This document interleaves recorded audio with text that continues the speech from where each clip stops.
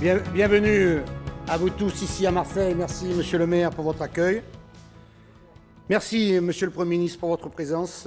Mon cher Édouard, nous y sommes très sensibles. Monsieur l'archer, vous étiez avec nous hier soir. Merci pour cet appel de Marseille que vous avez copiloté. Je tiens à saluer mesdames les ministres, madame Borne, madame Vidal, monsieur le ministre Blanquer et aussi mon ami ancien ministre, monsieur Dru. Je veux saluer monsieur Hervé Mourin, président de l'Association des régions de France. Merci d'avoir choisi Marseille, merci d'être ici. Et bravo pour le travail que tu fais avec les autres présidents des associations, que ce soit celui des départements de France, notre ami Dominique Bustreau et François Barouin. Je veux saluer bien sûr les présidents des régions de métropole et d'outre-mer, tous mes collègues, et aussi ma chère Martine Vassal, avec toutes les nouvelles responsabilités qui sont les tiennes. C'est un plaisir de travailler avec toi. Monsieur le haut-commissaire, monsieur le président de la commission d'organisation des Jeux Olympiques, mon cher Tony Estanguet, avec tous les médaillés olympiques qui t'accompagnent, mesdames et messieurs les conseillers régionaux, mesdames et messieurs, je suis très heureux, bien sûr, de vous accueillir ici aujourd'hui à Marseille pour ce 13e congrès des régions de France. Merci pour votre présence si nombreuse aujourd'hui, puisque vous êtes plus de 1700. Un succès historique pour les régions de France. Hier déjà, nous étions 1200 élus locaux pour lancer l'appel de Marseille. Les territoires sont unis, communes, départements, régions, pour défendre les libertés locales.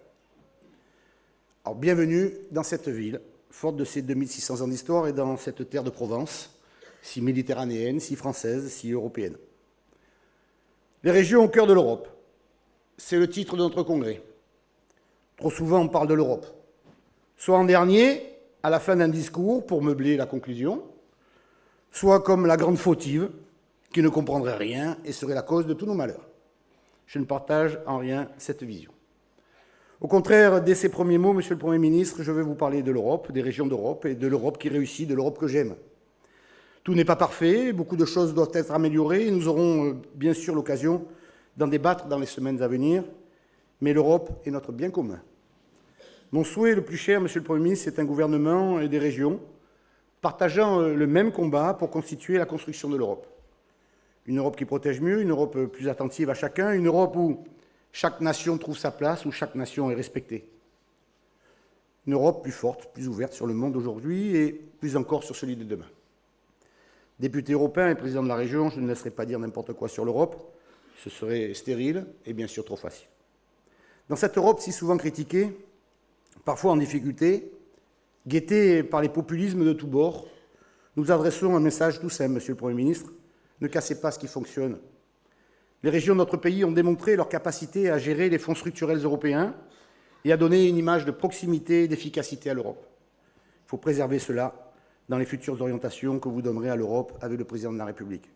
Nous voulons conserver la gestion du FEDER et du FSE et l'État doit s'engager à préserver le deuxième pilier de la PAC. À l'occasion de ce congrès, il y a deux écueils que je voudrais éviter. Rester superficiel et dire tout va pour le mieux dans le meilleur des mondes possible, pour que la journée se passe bien. Ne soyons pas candides, Madame Gouraud ne doit pas vivre dans le même monde que nous. À l'inverse, dire que tout va mal et être dans une opposition frontale sur tous les sujets avec l'État est une faute lourde. Ce congrès, s'il est l'occasion de parler de l'Europe et qu'il est un moment important de la démocratie française, il est en même temps l'expression d'un profond malaise. Un malaise humain d'abord. Monsieur le Premier ministre, vous avez été un élu local. Vous savez ce que ça représente chaque jour que nous donnons pour nos mandats. Vous connaissez la responsabilité, la charge, mais également la fierté d'être le premier magistrat de sa commune, de son département ou de sa région. Regardez pourtant l'image qui aujourd'hui est donnée de nos collègues, de vos collègues, des élus locaux qui seraient trop nombreux, trop dépensiers, parfois même irresponsables ou corrompus, incapables de comprendre les enjeux d'avenir. Ceux qui pensent cela ont tort, et vous me rejoindrez, j'en suis sûr, sur ce point. Dans chacune de nos collectivités, tous les jours, nous innovons, nous inventons, nous nous efforçons en fonction de nos moyens de répondre aux attentes nombreuses et légitimes de nos concitoyens. Mais le malaise est également institutionnel. Nous avons le sentiment que votre gouvernement n'a pas confiance en nous, qu'il n'a pas confiance dans les collectivités territoriales, dans les élus locaux. L'évolution dans laquelle vous voulez nous conduire peut-être le pays, ce que je ne souhaite pas, ce que nous ne voulons pas, donne le sentiment parfois d'un jacobisme désuet. Monsieur le Premier ministre, vous êtes un homme de lettres, et je connais votre goût prononcé pour la littérature. René Descartes définissait son discours de la méthode comme un moyen d'en dire assez pour faire juger que les nouvelles opinions, qui se verraient dans la dioptrique et dans les météores, n'étaient point conçues à la légère. Sans avoir la prétention d'égaler Descartes, mais puisque déjà en 1637, il était question de méthode pour conduire la raison et chercher la vérité, je vais me permettre d'y faire référence. Monsieur le Premier ministre, nous sommes amis depuis longtemps, et je vous en remercie. En tant qu'ami, je veux vous dire que je suis très heureux que vous ayez accepté de venir ici pour ce congrès des régions de France à Marseille. C'est un grand honneur de vous recevoir et un grand plaisir.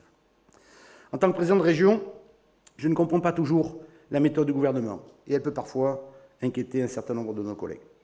Vous allez nous l'expliquer, voire nous rassurer, j'en suis convaincu.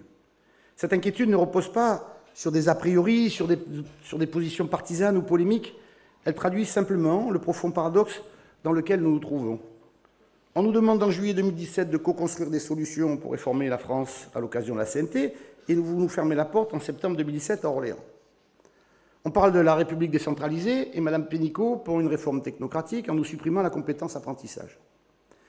Et bien sûr, ce paradoxe peut se démultiplier, mais à côté de ça, et je tiens à saluer le travail d'une de vos ministres, Mme Borne, qui est efficace, qui a travaillé, qui nous donne des possibilités énormes dans le travail qui a été fait, et je tiens à l'en remercier. Merci, Mme Borne, pour ce que vous avez fait. Nous attendons donc beaucoup de votre présence parmi nous aujourd'hui. Nous attendons de ce congrès qu'il soit l'occasion pour le gouvernement de renouer avec le dialogue et la confiance. Nous attendons de ce congrès que les régions en sortent renforcées. La place centrale qu'elles occupent dans notre République doit être clarifiée. Nos missions essentielles pour l'attractivité et le dynamisme de nos territoires ne doivent plus morceler ou être supprimées. Nous attendons de ce congrès que les régions, acteurs majeurs de la transition énergétique, du développement durable et de la croissance verte, soient accompagnées et encouragées par l'État. Nous attendons enfin que nos libertés soient tout simplement respectées. Au fond, et je vous le dis très sincèrement, je pense au nom de tous que nous ne voulons aucun affrontement avec l'État, jamais. Il est stérile, inutile, dangereux. Nous voulons simplement être respectés, considérés et essayer avec vous de co-construire. Nous voulons la réussite de la France. Il ne s'agit pas désormais, au vu des tensions qui se font jour, de nous renvoyer à je ne sais quelle réunion technique, dossier par dossier, administration centrale par administration centrale. Nous voulons une vision d'ensemble, claire et conclusive. Nous faisons la bise, mon cher Édouard. Eh bien moi, je veux pouvoir te tendre la main au Premier ministre de mon pays que j'aime, et la lui serrer en le regardant dans les yeux, en confiance, comme dans la vraie vie. Je vous appelle donc à construire avec nous la République de la confiance. La République de la confiance, c'est d'abord une révolution culturelle dans les relations entre l'État et les collectivités. C'est avant tout une question de méthode, nous y revenons. La République de la confiance, c'est un État qui délègue ses compétences aux collectivités au terme d'une discussion. La discussion peut être franche, le débat contradictoire, mais ils doivent exister. La République de la confiance, c'est un État qui ne supprime pas unilatéralement des compétences majeures au territoire pour les récupérer lui-même et qui ne transfère pas aux collectivités les compétences dont il veut se débarrasser. La République de la confiance, ce sont des régions responsables de l'argent public et respectueuses des objectifs fixés. La République de la confiance, ce sont des régions qui connaissent bien leur bassin d'emploi et qui œuvrent pour l'intérêt général. La République de la confiance, c'est un État qui permet à ses préfets de prendre en considération les spécificités locales dans l'application d'une loi nationale, sans vouloir nous imposer une doctrine technocratique. Dans la République de la confiance, il y a deux mots magiques parmi les plus beaux de la langue française. République. C'est la République française avec ses territoires. L'article 1 de notre Constitution nous le rappelle, l'organisation de la République est décentralisée. Et la confiance, deuxième mot magique, qui est si dur à bâtir, si facile à détruire. Appliquons-nous à la reconstruire. Mes chers collègues, ensemble, président de région, vice-président, président de commission, conseillers régionaux, techniciens, nous gérons une part non négligeable de l'essentiel. L'avenir de la France, le bien-être de nos concitoyens, la respiration de nos territoires. Ensemble, nous définissons les orientations stratégiques des collectivités territoriales les plus lourdes et les plus importantes de notre pays. Chaque jour, nous appliquons les projets sur lesquels et pour lesquels, la plupart du temps, nous avons été élus. La loi NOTRe nous a placés au cœur de l'action publique. Stratégie économique, politique de formation, de transport, politique culturelle, rénovation numérique, révolution numérique, aménagement des territoires. Nos compétences sont multiples, nous les assumons toutes. Ici, dans notre belle région, notre région sud, avec ma majorité, nous avons fixé une méthode, autorité, écoute, proximité. Nous avons essayé de fixer un cap, avoir des résultats sur 3 ans et une vision sur 20 ans. On peut se retrouver dans cette démarche, Monsieur le Premier ministre. Et j'ai défini un axe central pour donner du sens à nos décisions, avoir une COP d'avance pour mieux peser sur tous les investissements régionaux et créer un cercle vertueux dans lequel toutes les collectivités et tous les habitants peuvent se retrouver. Pour y parvenir, j'ai besoin de l'engagement quotidien des élus de ma majorité. Et je profite de cette occasion pour leur dire combien je suis heureux de travailler avec eux et fier de cette équipe majoritaire. Je crois qu'il en est de même pour tous les élus dans toutes les régions. Nous sommes tous passionnés, engagés, volontaires, déterminés. C'est toi qui en parleras le mieux, Hervé, tout à l'heure, puisque c'est toi, notre président, et qui organise cette réunion. Mais pour nous donner toutes les chances de succès, en plus de travailler entre nous, nous avons l'impérieuse nécessité d'avoir à nos côtés un État fiable, fort et déterminé à nous aider. Un État respectant sa parole, écoutant ses partenaires et ne changeant pas les règles du jeu au milieu de partie. Un État qui dialogue et qui fait confiance. Je sais qu'on peut avoir confiance en toi, je sais qu'on peut avoir confiance dans ta parole, monsieur le Premier ministre. Et donc, au-delà de l'appel de Marseille, cette main que nous avons tendue encore hier, nous voulons vous la serrer. C'est la République de la confiance que j'appelle de mes voeux. C'est cette seule méthode pour respecter les libertés locales que nous défendons ardemment. Vous voyez, monsieur le Premier ministre, vous avez devant vous des élus compétents, responsables, sereins, sérieux, mais déterminés comme jamais et attentifs à la réussite de notre beau pays, la France, que vous gouvernez, au sein de cette Europe nécessaire et bénéfique. Merci pour votre présence. Nous y sommes très attentifs et merci pour l'amitié que vous nous témoignez. Vive les territoires, vive la République, vive la France.